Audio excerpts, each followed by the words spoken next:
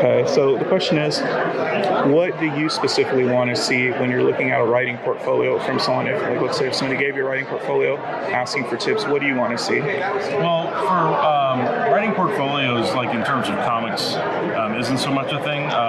What I'd want to see from a writer, if I was looking at their script or an existing comic that they wrote, is a sense that they have some consistency in their tone, that their dialogue reads like a person, and without being confusing.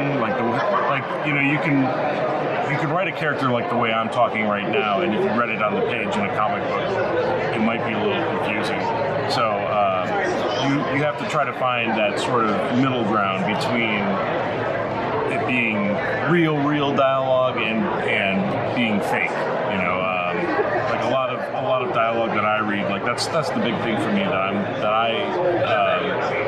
I pride myself in is dialogue. And so when I look at dialogue in some other comics, I cringe a lot because it comes off very phony, very plastic. I want some authenticity, or at least a style that works for the kind of story being told. And I think that you look at the movie Brick, which had it was a teen noir crime story, and it had a very specific language, but it was a language that worked for that movie. And it's the same thing with any other medium, and with comics it's no exception. I think you can make something that works to what you're writing. So what I look for is do they understand their character? Do I understand who this character is and have a sense of what they want? Are they giving me enough information? Are they not also on the other end of it, not just giving me loads of exposition? Are they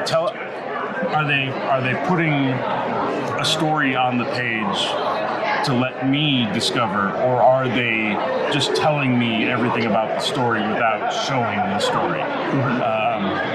So those are I look back at my early scripts, and I think that where I failed was in terms of a very cohesive plot. I think my stories kind of meandered, and so that's another thing I look for is that does it feel like there's a purpose in every scene? Is it there for a reason?